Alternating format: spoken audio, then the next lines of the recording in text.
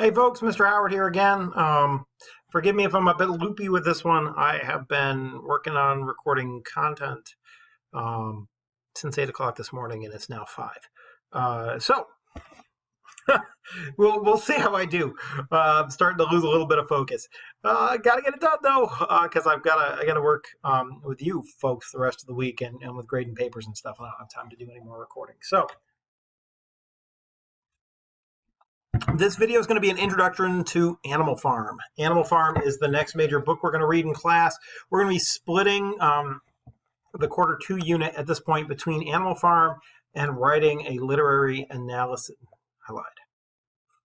See, I told you I was loopy. And writing a research paper. So we'll be talking about a research paper coming up, but today's lesson is going to be an introduction to Animal Farm. Animal Farm is a little longer than Of Mice and Men, but not significantly so. This copy weighs in at 140 pages. So it's about maybe a third longer than Animal Farm or than Of Mice and Men. And we'll read it and go through it, and it's the same way we went through Of Mice and Men. And hopefully you'll understand it. I saved this one though instead of doing it earlier for later, because even though it still qualifies as a novella, it's still shorter than a traditional novel. It is a lot more complex. There's a lot more going on than in Of Mice and Men. It's a great story. I think you'll really enjoy it, but we got to do some groundwork first. We got to make sure that you understand, the author and the purpose behind it, some of the symbols and themes that are going on, a couple of literary terms that you may or may not be familiar with, and then we'll be able to jump in next week into the first couple chapters and maybe get you a sense of what the book's going to be about and how it's going to work. So first thing we're going to talk about is our author. The author of Animal Farm is a guy named George Orwell. George Orwell is also famous for writing a book called 1984 that at least a couple of you in class right now are reading for silent reading. Great choice. Scary book, a book that sticks with you and you remember for the rest of your life if you've read it. I've read it twice. It's great stuff. Really intense stuff. Animal Farm's a little lighter than 1984, and a little more appropriate for a traditional ninth grade audience. It's been taught in American schools, I would say since the 50s, partially because it's got an anti-communist message that the establishment in the 1950s particularly liked and wanted to get across. And so in school in general, it's been taught as sort of like a piece of anti-communist propaganda, which I don't think it is. I'm going to try and avoid teaching it to you in that sort of hackneyed traditional way. And you'll see that if you go online, you start looking up stuff about Animal Farm, it's almost all going to be from that particular vantage point and that particular perspective.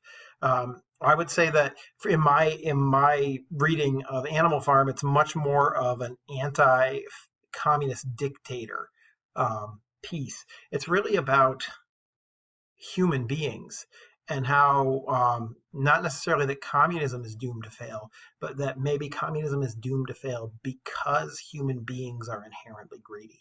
And so it's an interesting nuance when you get down to it, and hopefully you'll enjoy the story. But let's learn a little bit about our author, because as I said at the beginning of the year, all art is autobiography. You can't avoid getting parts of yourself into your work when you're an author. You're writing from your own perspective, whether you're pretending to be in somebody else's perspective or not, and your own understandings of the world leach out into your book. And so knowing a little bit about George Orwell will help you understand the story. His life is rather interesting too, which I think is worth checking out. So go ahead and log into Wikipedia if you want and peruse him on your own. But George Orwell's real name is Eric Arthur Blair. He didn't think he'd sell as many novels with a name like Eric Arthur Blair, and so he changed his name to George Orwell. It's what's called a pseudonym. He liked it because he said it had a round English sound. George Orwell. You can sort of hear it rolls off the tongue. And again, he's famous for Animal Farm, but also for 1984. So let's talk a little bit about George Orwell. He was born in 1903. He's British. He grew up actually in Burma, in India. So he spent a lot of time over there in India. He came back to England to go to sort of high school and college, and so his experience growing up is sort of multicultural.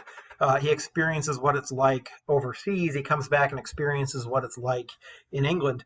Interestingly, when he came back to England for high school and college, he interacted with the writings of a couple of guys named Marx and Engels.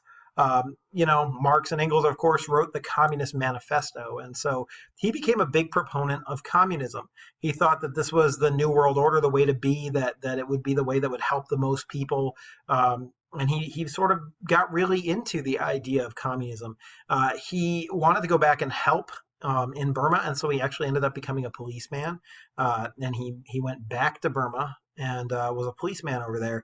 And he had these communist ideals. He wanted to help people. But as he worked, it turns out that he became more and more disillusioned with the world and the way things are working. He was part of a colonizing force, and he noticed more and more how it was impossible for him as a white British representative of authority to help the poor people, and how most of the systems were in place to keep the poor people poor and make the rich people richer.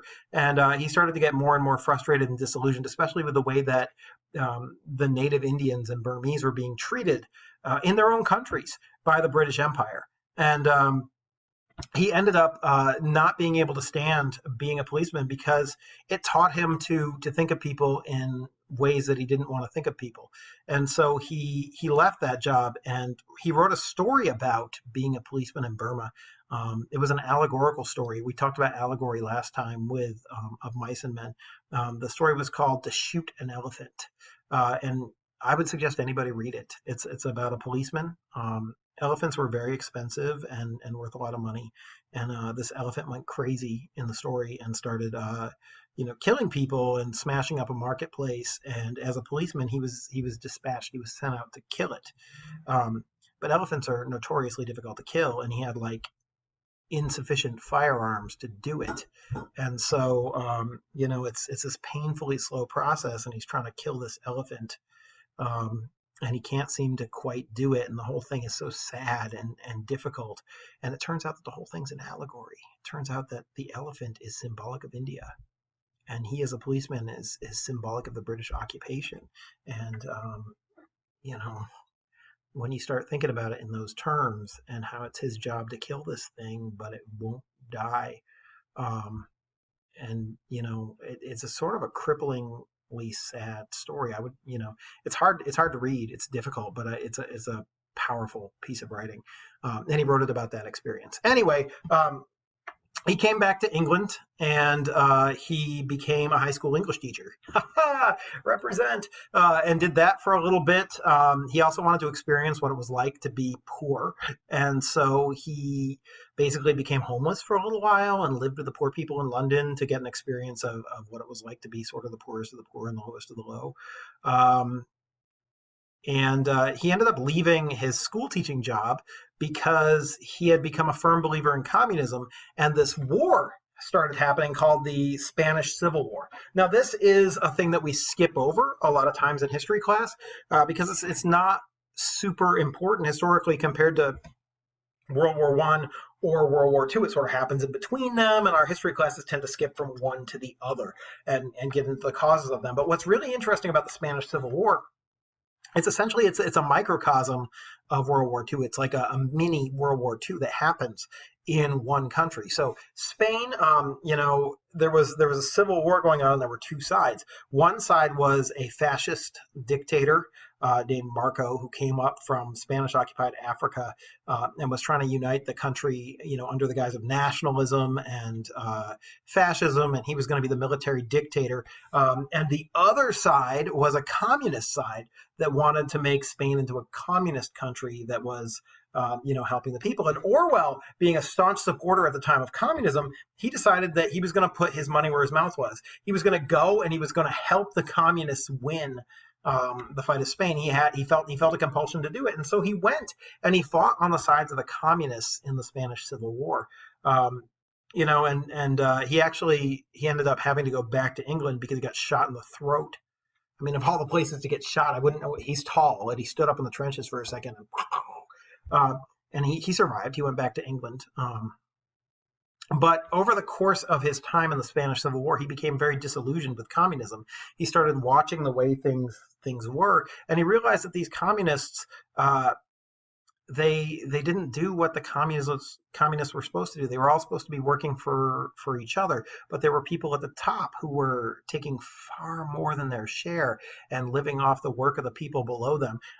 There were people in positions of power who could do things to help people and didn't. The news media reported things as victories that were defeats. Everybody, to get higher up in the rank in the military would lie about the materials that they needed, or how many men they lost, or how the battle was actually going, and everything was misinformation everywhere. And he started to see that the ideals of communism are beautiful, but that human beings, as greedy and weak and desirous of power, were incapable of living up to the ideals, and so the ideals were an impossibility for human beings to achieve. And this made him sad and disillusioned with communism. Speaking of communism, when I said that the Spanish Civil War is a microcosm of World War II, I really mean that. It turns out that as the Spanish Civil War progressed, the two sides sort of got into a gridlock and couldn't fight each other. Oh, by the way, Lather and Nothing Else, the story that you read in class, is probably about the Spanish Civil War. The barber would have been on the side of the communists, the revolutionaries, and Captain Torres would have been on the side of the fascists. So maybe there's a tie-in for you. But as the war progressed, it turns out that the fascists, they needed help, they needed supplies, and they started getting those help and supplies from Nazi Germany. Hitler sent them aircraft and tanks and military advisors. And so it turns out that in Spain, German generals were gaining experience that they would use in World War II. German military technology was being refined to the point where it would become devastatingly effective in World War II. They were learning how to make their airplanes better and to make their tanks better and how to coordinate arms and stuff like that. And all of that happened in the Spanish Civil War. Similarly, the communists started feeling like they needed help, and they reached out to Russia, communist Russia, and Stalin sent them aircraft and tanks and generals and things like that to help them. And so this was sort of like a mini Cold War between Russia and Germany before World War II even started.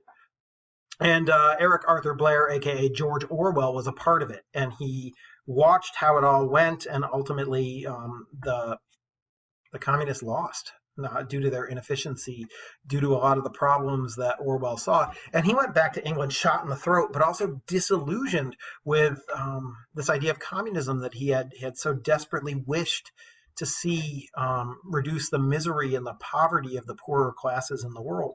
And so he sort of went back into his life and became a journalist and tried his hand at becoming a writer, and wasn't particularly successful at either of those things until World War II started. So when World War II started, he couldn't join the military because he had injuries that prevented him from successfully joining it. And so he became a writer. He was writing for newspapers. He joined the Home Guard, which was like soldiers who weren't qualified to go overseas, people who were too old or who had disabilities. But in the case of Germany, invading England, they would fight. He joined that apparatus, and he worked his way through the war. But he watched all the developments in the war with a very keen eye. And in 1945, as the war was coming to a close, he released his novel Animal Farm, which is a novel we're going to read. And that novel, and I don't want to spoil it for you, but it's about a bunch of animals who are on a farm with a master who mistreats them, and they stage a revolution and overthrow the master, and they try to run the farm themselves. Of course, this is a metaphor for what happens in communist Russia when they overthrow the czar, and the workers, the people, rule the country on their own. And this whole novel is sort of about the inherent flaws of communism, or of communism when in relation with people who are inherently flawed. And that's really what the story is about how this beautiful, perfect idea becomes corrupted by the people who are trying to carry it out. And so we're going to enjoy that story. Anyway, in 1949, he published 1984. It was supposed to come out in 48 and 84. It was supposed to be an inversion of that, which is absolutely stunning book. I would highly suggest reading it. And those are really the two books that he's famous for, because he died shortly thereafter. He ended up developing, I think, tuberculosis, and he ended up, in an iron lung machine that was trying to breathe for him, and his lungs filled with bodily fluids, and he contracted pneumonia and died. And so his life was tragically cut short. But he definitely had an interesting life, and understanding his experience as a police officer, his experience in the Spanish Civil War, and his views on communism help you to understand why he wrote Animal Farm the way that he did. So we're going to jump over to Microsoft Word and talk about a couple of terms and themes and things that we should know before we jump into Animal Farm. So here's a couple of themes or terms for you. You probably already know allegory. We talked about it before. This story is going to be an allegory where literally everything is going to have a surface level. Hey, it's an animal on a farm, but it's also going to have a secondary level. All of these figures, all of these things are symbolic in the secondary story that we're telling about communism and how it went wrong in Russia. And so you've got to read this story simultaneously on two levels. That's why I said that Animal Farm is a more complicated book than Of Mice and Men. Of Mice and Men is a story about George and Lenny, and that's all it is. It's a story about George and Lenny. It has some overarching things to say about the American dream and about discrimination and some of those things, but there's no secondary level of meaning where you can read it all a second way. Animal Farm has a secondary level of meaning.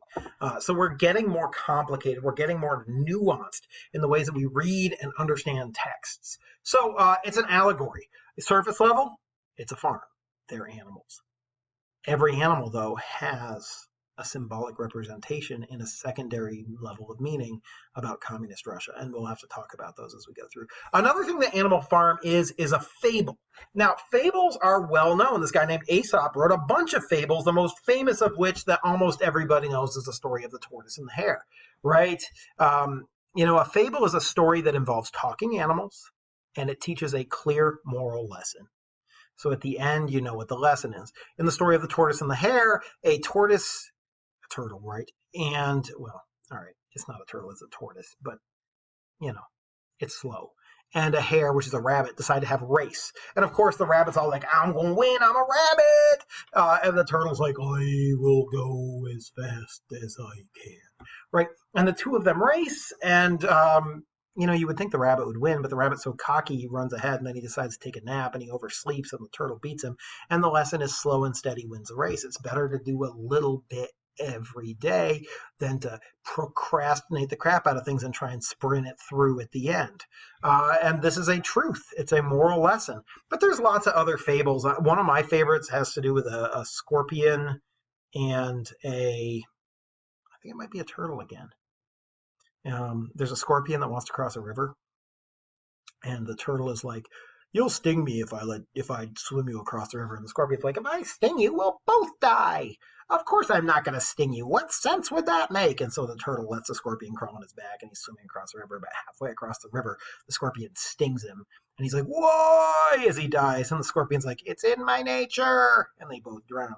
And, there's a moral lesson about not trusting bad people. Like if you've been burned by somebody before, don't trust them. Even if, all of the circumstances say maybe this time, they'll act in their own best interest.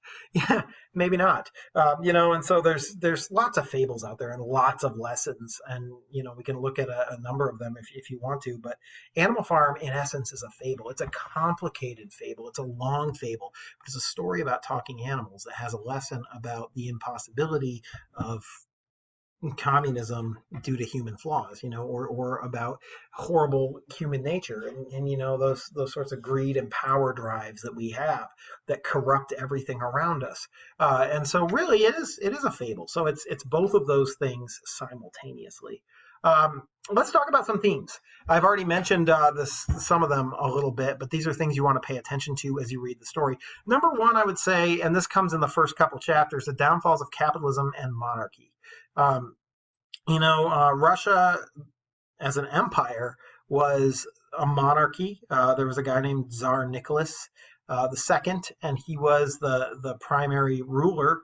And he had a lot of money and a lot of influence, and there was a really rich 1%y landed nobility class, and they controlled everything.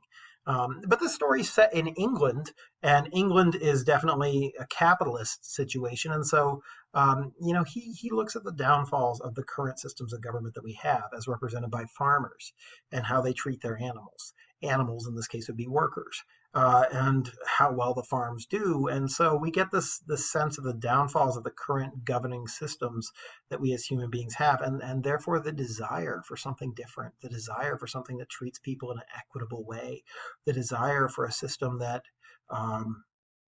that everybody can be happy with and everybody can share. This idea that there's plenty for everybody in the world if we could somehow share it with each other and have equality. So that definitely comes across in the first couple of things, a promise of in this case, communism, of a way that looks for a better distribution of material. Then we roll into theme 2, which is the dangers of communism, of dictators, of classism.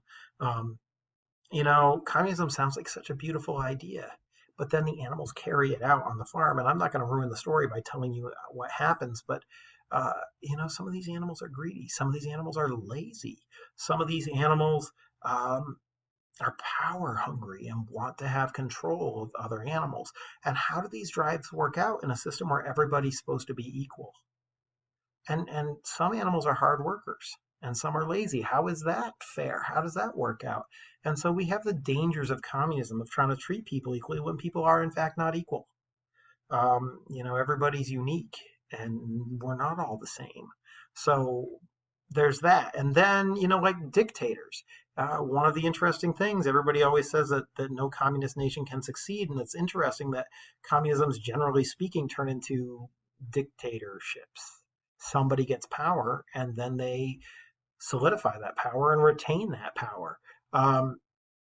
Whether it's North Korea or China, who's got president for life now. I'm not going to get into global politics, but certainly this was written about communist Russia and Stalin and his, reign. And you could talk about Putin. I mean, like there's interesting modern cultural connections here to be made that are worth discussing and thinking about as a modern reader.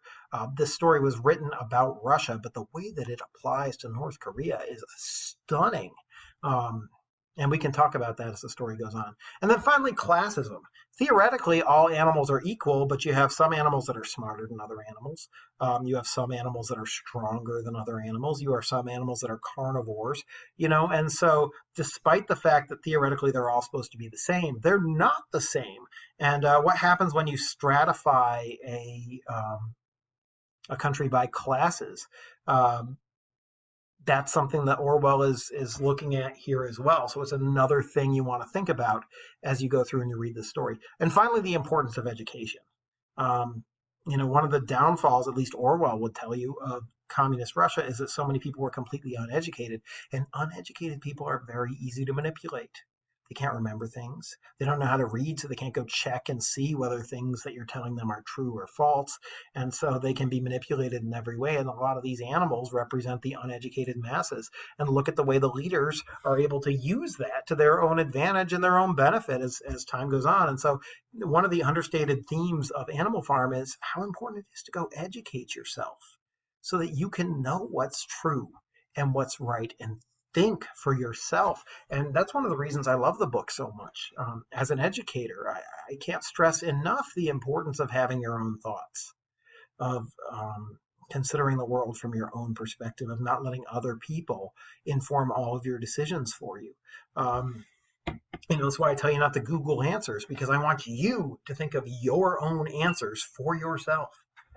because it sets you up with a foundation of finding your own answers throughout the rest of your life, which is so important if you want to be your own person. All right. Last thing before we call this lecture done for the day, where we won't be opening up Animal Farm until next week. We'll talk about symbols. So this list is something you probably want to write down and have with you as you read the book, because it will really help you understand the allegorical level of meaning that goes on in the story. So let's start out. We've got a lot of one-to-one symbolism here. First is the division between people and animals. In Animal Farm, the people own the farms and the animals work the farms. And the people control how much food the animals get, how much rest the animals get, how the animals are treated. And the people take all of the work that the farm animals do and they turn it into wealth and money and prosperity that they themselves live in. And so the people represent the upper class. They represent the monarchy or the nobility or the 1% or whatever you want to call them, the people who have all the land and all the wealth and all the power. And the animals represent the workers. So, when we're talking about people, we're talking about the rich, the ultra rich. When we're talking about animals, we're talking about the workers who do all the work and get nothing for their labor. That's important. Speaking of people, there are three main people in this story, and you should be able to identify them as the story goes on. So the first is this guy, Farmer Jones. He's the initial antagonist of the story. And he lives on a farm called Manor Farm. And we'll talk about this as we read the story, but he represents Tsar Nicholas, the monarch of Russia. Like Tsar, by the way, goes back to Alexander. You can hear Xander and Tsar, and it's Caesar, and they're both in there in the title, and it goes back to those rulers of the world, and that's how the Russian rulers saw themselves. It's sort of just a word for king, if you will, or emperor. But Manor Farm is Russia, and it's interesting it's called Manor Farm. A manor is a big house that's full of nobility. Goes back to the idea of kings and queens and noblemen. And, Orwell picked this on purpose. And the Manor Farm represents Russia. You'll see that compared to its neighbors, it's an older farm. It's run down. It doesn't have any of the modern equipment that the other farms have, like milking machines and tractors and things like that. And that represents Russia before the Soviet Revolution. It was a technologically inferior place and relatively depressed and enormously agricultural. And so clearly, he's making these connections. Another farmer on a nearby farm, a neighboring farm, is Farmer Pilkington on a farm called Foxwood. Pilkington is an old aristocratic gentleman, and his farm is huge but somewhat run down. It's Foxwood. You picture the British fox hunts, all their guys on horses. He's going to be Winston Churchill, and his empire is the British Empire. So in this allegory, you can sort of see how these farms shape up. Another farm that is next to Manor Farm is Pinchfield Farm. A Doberman Pinscher is a German dog. A Pinchfield Farm is Germany. It's a smaller farm, very well run and efficient, has lots of new technology. If that's, not Germany, Nazi Germany, it certainly seems to be. And Frederick is the farmer. He's particularly mean to his animals and not to be trusted, always like making shady business deals with people around him and then breaking them, very much in sort of the Hitler mold. So these are the main farms, these are the main people, the leaders, if you will, in the surrounding area. And then there's going to be a revolution, and Manor Farm is going to turn into Animal Farm. Animals, if you recall, are the workers, so it's essentially, the Soviet Union. The Soviets were groups of workers who got together as sort of big unions and, became politically active bodies. And so the Union of Soviet Socialist Republics is the USSR. And so really Animal Farm is just an analog for the USSR itself. So there's a bunch of animals living on Animal Farm, and these animals all have one-to-one relationships with real historical figures or historical things that are worth noting. The first pig that you meet is an old pig called Old Major, and he's got these really big whiskers, and he's a really great public speaker, and he sort of represents a mix between Marx and Lenin. And we're going to watch a video after I'm done with this.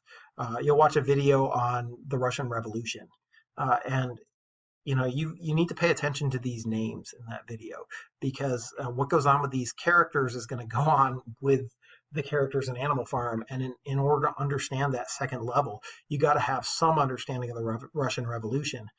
So Marx and Lenin are sort of the founders of the Russian Revolution. Lenin's the guy who comes back and with his Bolshevik party sort of foments the revolution and makes it happen. There are two leaders underneath Lenin who are very powerful. And these are the two most powerful pigs after Old Major himself. One of them is named Napoleon, and one of them is named Snowball. And these two guys who get into a power struggle once Lenin dies in real communist Russia are Stalin and Trotsky. Stalin historically overthrows Trotsky and essentially exiles or kicks him out of the country and then murders him. And so, I'm not going to say how it all turns out in the story. You'll have to watch or read and see. But these two pigs represent them. But they also don't just represent them in like a simplistic way. They represent them in the way that they look, in their attitudes towards communism and what they're trying to do. Squealer is the third most important pig. His situation, he's this small little pig that's super good at talking. It says that he can turn black into white with his words, which is sort of a metaphorical way of saying he can make bad situations seem good because he's really good at rhetoric. He's really good at manipulating people with his words. We're going to talk about rhetoric next week as well. Squealer represents a government-run media. And there's a danger when everything is owned by the government and divided up by people. If your only media source is the government itself, then how do you know if what you're being told is true or not, if the media is not independent? And that's a point that Orwell's trying to make by having almost all the news on the farm be interpreted by Squealer for the other animals. And so he tells them what to think, and being uneducated, they don't really know any better. We've got these two really powerful workhorses, Boxer and Clover. Boxer is the most powerful one. He's the male, and Clover is his wife, the female. But they represent the Soviet workers in general, these Soviet unions that gathered together and are political organizations and are extremely devoted to the cause and extremely hardworking and excited. Remember that these people were peasants. They were serfs. And for the first time in their life, they feel like they own something, they control something, and they're happy to put their labor into it, because the labor isn't going to Tsar Nicholas. The labor is shared for all Russians together. That was the joy, that was the excitement of the communist revolution, and Boxer and Clover represent that as the story goes on. We got some dogs. Dogs, as you know, are carnivores, and so they're dangerous to other animals. And they end up representing either the police or the military or both. I think sometimes they represent the Russian secret police, the KGB, and sometimes they represent the Russian military might. If you recall scenes of the Cold War, you often see Stalin, sitting in Red Square with soldiers all around him and trucks with missiles on them and tanks driving by, the might of the Soviet army on display. And that's exactly what the dogs are on this farm. They're the defense. They're the enforcement of the rules and laws. And they're connected to the pigs. The pigs end up representing the Communist Party in general. So the pigs in general, I would say, I didn't put that on here, but they're definitely the Communist Party officials. We've got this old mule named Benjamin who's smart and sees everything that's going on, but is powerless to do anything about it.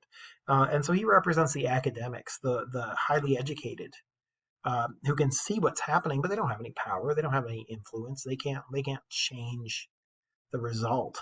And that's pretty much who Benjamin is. There's a raven named Moses. His name is Moses. Moses, of course, is a figure in the church, and so the raven itself comes to represent the church. And we'll see that very clearly as the story goes on.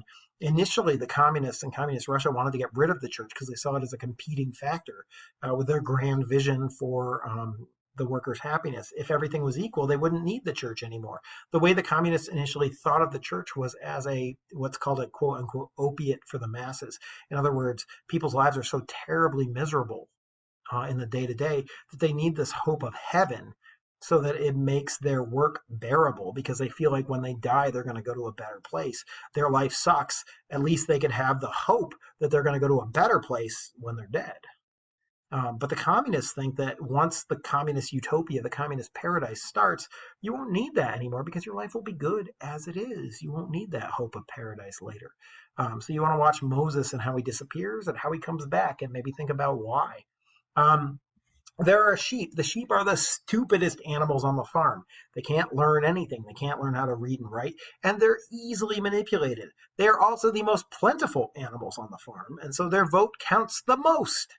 And so, you know what happens on a farm where you're doing things by voting, and your biggest voting block is the most easily manipulated? Think about that. And then finally, you got the cat. The cat is low-key my favorite character in this thing. The cat always disappears when there's work to be done and then shows up at mealtime. And he represents the shirkers. You know, like, imagine a society where... Hold on one second. So the cat represents all those people who mooch off the government. They don't do any work to speak of, but they still expect their handouts. And in a communist society where everybody theoretically gets equal everything, how is it fair that this cat that doesn't do anything gets fed and gets equal treatment when there's people like Boxer putting in a ton of work every day? This is another inequality in, you know, a socialist system that Orwell is highlighting. And so, you know, these are all elements of what Orwell's trying to do. And there's more than this. This is not a comprehensive list of all of the symbols, but it helps you as a reader, especially as a reader who's new to allegory, to understanding how symbols impact our understanding of a story, to have that list and maybe to write it down and to have it with you as you listen to and read the story, because it will help you understand what Orwell's trying to do. I think that's good enough for today. I am going to send you on now to watch a YouTube video about the Russian Revolution. And you need to pay attention to this video. You know, maybe you have to watch it twice or whatever, but you need a foundational understanding of the history of the era to understand the allegory. I'm going to interpret it for you a little bit, but the truth is, if you don't understand the basics of the Russian Revolution, you won't get half the stuff that Orwell is putting down. And the book's a lot more enjoyable if you can enjoy it on both levels simultaneously as you read. So, go watch that YouTube video.